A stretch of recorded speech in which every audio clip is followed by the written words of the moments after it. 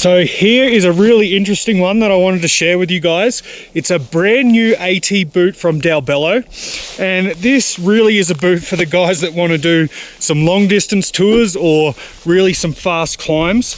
It is ultra light. I think it's about 996 grams. The most interesting thing about this boot though is how it is constructed. So comparing to a regular boot where you have the mold on a plug which is then pulled off, instead of doing that, they've actually created this boot in two halves. So this lower shell is actually molded separately, and then it is sonically welded together and bonded back.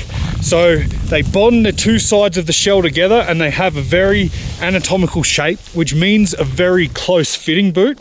And then they bond the Vibram sole underneath and it's locked together with the pins. So beyond that, other interesting things, it's a dual pivot cuff. It has quite an impressive walk mode. You can see the mechanism on the back is attached to this lace rope almost.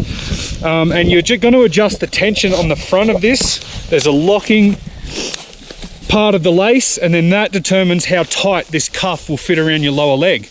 Now, once it is in walk mode, absolutely ridiculous amount of travel. I think it's 67 degrees range of motion. And then once locked back in, it's all back and secure and has some pretty good performance.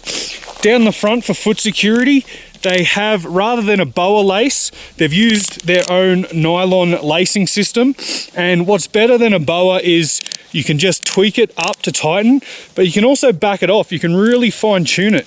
You just spin it the opposite way to release a little bit of tension. And when you're really starting out, you can turn that up and you got a little bit extra leverage with that handle to crank that lacing. So overall, a very impressive AT boot. Super light. I mean, the market's pretty niche on this. It doesn't have a lot of skiing power, but actually just skiing down here in it wasn't bad. I was quite impressed. If you stay balanced, it's pretty skiable. So a very impressive boot, quite a nice, lightweight, low profile liner, which is good because it is quite a snug fit around the foot. So having a low profile liner just keeps it quite comfortable, but still precise. Just showing a little bit extra detail with the gusset and the liner with an extra bit of Velcro strap and elastic to tighten up at the lower leg. Pretty cool. So overall, I just love this boot for its uniqueness, its sort of innovation in how they're building boots.